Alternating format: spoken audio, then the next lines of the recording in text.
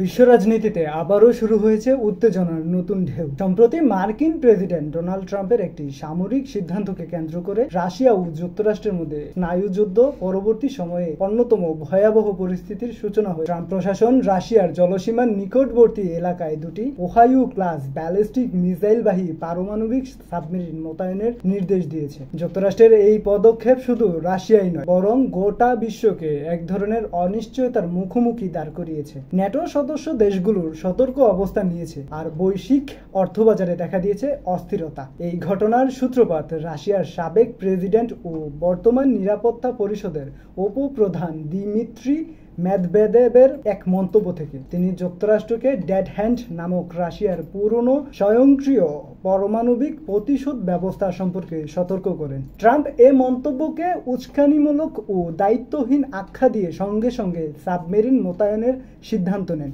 বিশ্লেষকরা মনে করছেন এটি কেবল একটি সামরিক প্রদর্শনী নয়, বরং ইউক্রেন যুদ্ধ ও রাশিয়ার আক্রমণাত্মক ভূমিকাকে কেন্দ্র করে একটি কৌশলগত বার্তা। ট্রাম্প প্রশাসনের দাবি এটি রাশিয়ার উস্কানির বিরুদ্ধে একটি প্রতিরোধমূলক ব্যবস্থা। তবে এ পদক্ষেপকে অনেকেই পারমাণু যুদ্ধের ঝুঁকি বাড়ানোর মতো এক বেপরোয়া কূটনৈতিক পদক্ষেপ হিসেবেও দেখছেন। উল্লেখযোগ্য যে মোতায়েন করা ওহাইও ক্লাস সাবমেরিনগুলো যুক্তরাষ্ট্রের পারমাণবিক প্রতিরক্ষা ব্যবস্থার মেরুদণ্ড।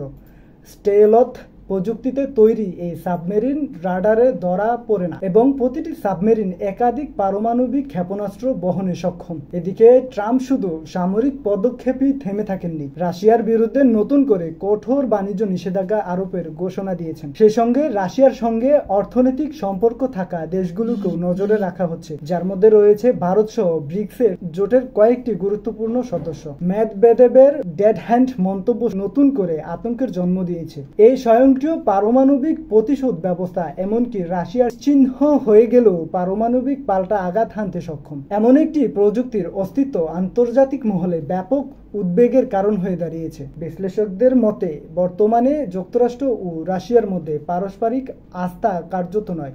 এমন একটি প্রযুক্তির অস্তিত্ব আন্তর্জাতিক মহলে ব্যাপক উদ্বেগের কারণ হয়ে দাঁড়িয়েছে। বিশ্লেষকদের মতে বর্তমানে যুক্তরাষ্ট্র ও রাশিয়ার মধ্যে পারস্পরিক আস্থা কার্যত নয়। অনেক গুরুত্বপূর্ণ অস্ত্র চুক্তি ভেঙে পড়েছে এবং কার্যকর কোনো কূটনৈতিক সংলাপও চলছে না। মধ্যকার যে কোনো